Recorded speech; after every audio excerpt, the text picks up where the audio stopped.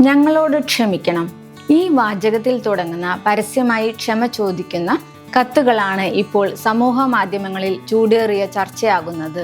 വൻകിട കമ്പനികളുടെയും ബ്രാൻഡുകളുടെയും എല്ലാം ഒഫീഷ്യൽ സോഷ്യൽ മീഡിയ പേജുകളിൽ അടുത്തിടെയാണ് ഇത്തരത്തിൽ ക്ഷമാപണ കത്തുകൾ പ്രത്യക്ഷപ്പെട്ടു തുടങ്ങിയത്. പിന്നെ എങ്ങോട്ട് നോക്കിയാലും അവിടെയൊക്കെ ഈ അപ്പോളജി ലെറ്ററുകളായി. ഇലക്ട്രോണിക് ഭീമന്മാരും ഫുഡ് ബ്രാൻഡുകളും സിമന്റ് കമ്പനികളും വരെ അപ്പോളജി ലെറ്ററുമായി രംഗത്തെത്തി. ഉപഭോക്താക്കൾക്കുണ്ടായ അസൗകര്യത്തിന് ഞങ്ങൾ ക്ഷമ ചോദിക്കുന്നു. ഇത്തരത്തിൽ തുടങ്ങുന്ന അപ്പോളജി ലെറ്റർ കാണുമ്പോൾ ഇവർക്കെന്തോ കാര്യമായ അബദ്ധം പറ്റിയിട്ടുണ്ടെന്ന് എല്ലാവരും കരുതും. എല്ലാവരും ഇതെന്താണ് ഇങ്ങനെ പരസ്യമായി ക്ഷമാപണം നടത്തുന്നതെന്ന് ചിന്തിച്ച് കത്ത് മുഴുവൻ വായിക്കുമ്പോഴാണ് ട്വിസ്റ്റ് മനസ്സിലാവുക. ഇവർ അബദ്ധം പറ്റിയതിനല്ല പരസ്യമായി മാപ്പ് ചോദിക്കുന്നത്, മറിച്ച് നൽകുന്ന സേവനങ്ങൾ കൂടുതൽ നന്നായി പോയതിനാണ്. മാർക്കറ്റിംഗ് സ്ട്രാറ്റജിയുടെ ഭാഗമായാണ് ഇത്തരത്തിലുള്ള കത്തുകൾ ബ്രാൻഡുകൾ സമൂഹ മാധ്യമങ്ങളിലൂടെ പങ്കുവെക്കുന്നത്.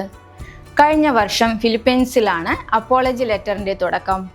സോഷ്യൽ മീഡിയയിൽ പങ്കുവച്ചിരുന്ന ഈ കത്തുകൾക്ക് ആഗോള ശ്രദ്ധ ലഭിച്ചു തുടങ്ങിയത് ഈ അടുത്ത കാലത്താണ്.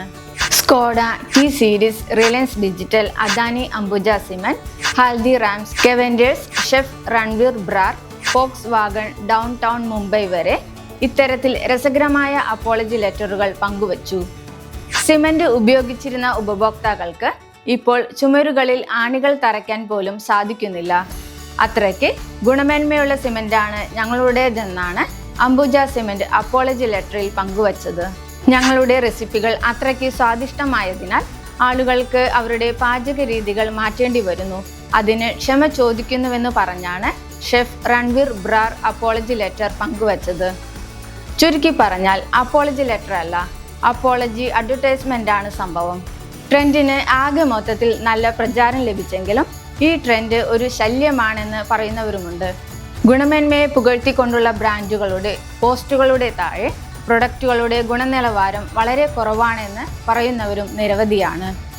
അർത്ഥശൂന്യമായ ഈ ക്ഷമാപണം കാണിക്കുന്നത് ബ്രാൻഡുകളുടെ ഉത്തരവാദിത്തമില്ലായ്മ ആണെന്നാണ് ചില സോഷ്യൽ മീഡിയ ഉപഭോക്താക്കൾ പറയുന്നത്.